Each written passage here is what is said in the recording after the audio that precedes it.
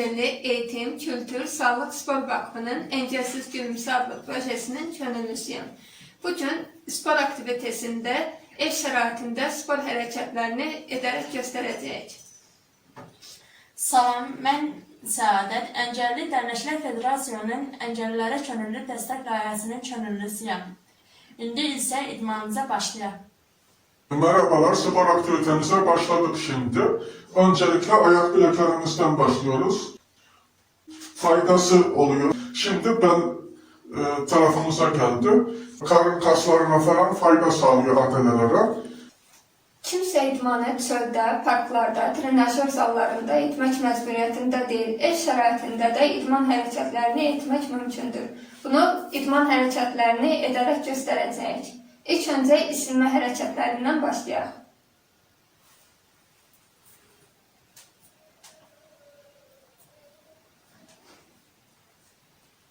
Sonra isə boynumuzu sağa, sola, arxaya və önə edəcəyik.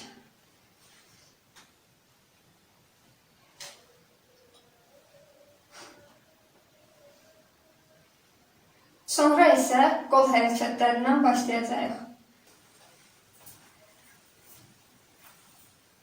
İndi isə digər qolumuza keçək. Sonra isə çiyin hərəkətlərini edəcəyik. Əlimizi çiyinimizin üstlərinə qoyub dairə şəklində fırladacaq. Sonra isə əlimizi qaldırıb sağa, sola edəcəyik.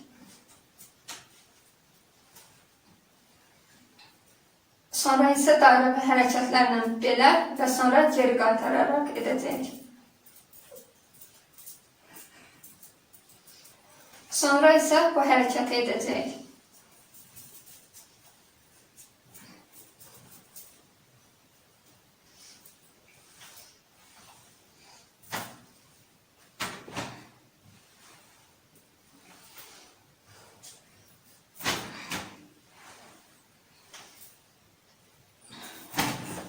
İdmanla birlikdə xarici və daxili sağlamlığımızı qorumaq üçün yediyimiz qidalara diqqət etmək lazımdır. Çoxlu su qəbul etmək, dud və şəkərdən az istifadə etmək, acı və acılı yeməkləri az yemək, meyvə və tərəvəzlərə üstünlük vermək lazımdır. Qazlı içəcəklərdən mümkün qədər uzaq olmaq, siqaret və alkoldan uzaq durmaq lazımdır.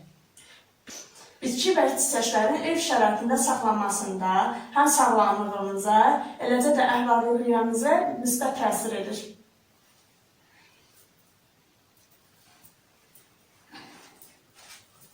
Sağlamlığımızda bir problem yaranarsa, Türkiyədə 112, Azərbaycanda 103 və 113 numarasına zəng vura bilərsiniz.